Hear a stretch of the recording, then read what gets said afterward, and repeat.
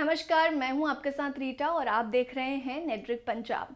पंजाब के किस्से, पंजाब का कल्चर हम अक्सर आपको बताते हैं, लेकिन आज का वीडियो थोड़ा खास है क्योंकि आज थोड़ा सा राजनीतिक मुद्दा भी है और थोड़ा सा कल्चरल मुद्दा भी है। आज बात करेंगे पानी की। जल को हम जीवन भी बोलते हैं और जैसे जीवन के बिना इंसान का शरीर मुर्दा पड़ जाता है, ठीक इसी तरह प्रकृति भी जल के बिना मृत पड़ जाती है। इंसान, वातावरण और यहाँ तक कि धरती पर भी जल का बहुत अहम योगदान है। ये जो दुनिया में क्लाइमेट चेंज नाम की आपदा चल रही है, उसमें भी जल यानी कि पानी का हाथ आपको देखने को मिल जाएगा।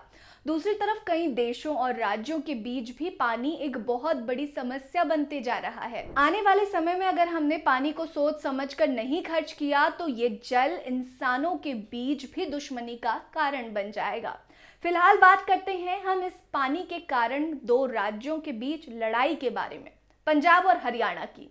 इन दोनों राज्यों के बीच भी जल को लेकर बहुत बड़ा मुद्दा बना हुआ है और ये लंबे समय से चलता आ रहा है। इस मुद्दे का नाम है सतलुज यमुना लिंक यानी कि SYL। आज हम बात करेंगे दो राज्यों के बीच पानी को लेकर टकराव के बारे में। कहानी शुरू होती है पंजाब और हरियाणा के बंटवारे के साथ। 1967 का साल था जब पंजाब और हरियाणा दो अलग अलग राज्यों के रूप में विभाजित हुए। इस साल सिर्फ हरियाणा का ही जन्म नहीं हुआ था, हरियाणा के साथ साथ इन दो राज्यों के बीच एक बहुत बड़े विवाद का भी जन्म हुआ था, जो वर्तमान में भी इन दोनों राज्यों के बीच संकट बना हुआ है। दोनों राज्यों के बंटवारे से पहले सतलुज नदी पंजाब की अन्नदाता थी, लेकिन बंटवारे के बाद सतलुज नदी के पानी पर हरियाणा ने भी अपना हक जमाना शुरू कर दिया। इस विवाद के शुरू होने के ठीक 10 साल बाद उस समय की इंदिरा गांधी सरकार ने इस विवाद को सुलझाने के लिए एक SYL नाम की योजना बनाई।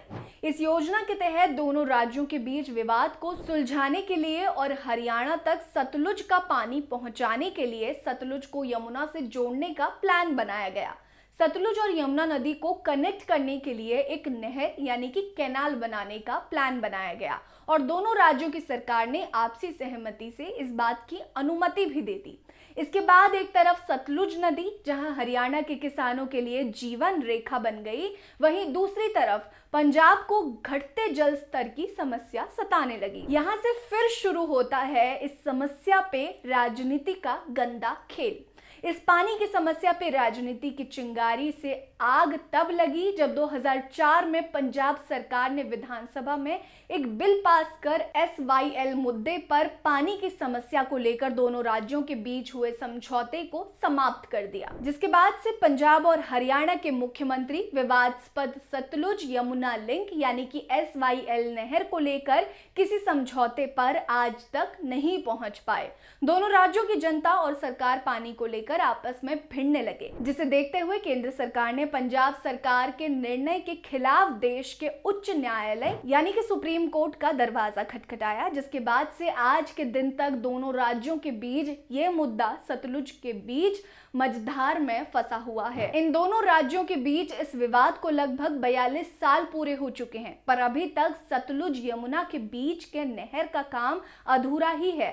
मिली जानकारी के मुताबिक इस नहर को 90% तक पूरा कर दिया गया है, पर 10% काम आज तक पूरा नहीं हो पाया और दोनों राज्यों के बीच गंदी राजनीति के कारण पंजाब के हिस्से का 10% नहर का काम अभी भी बचा हुआ है। हाल ही में SYL नहर के मुद्दे पर सुप्रीम कोर्ट के आदेश से चंडीगढ़ स्थित हरियाणा निवास पर पंजाब के मुख्यमंत्री भगवंत मान और हरियाणा के मुख्यमंत्री मनोहर लाल खट्टर के बीच बैठक हुई थी।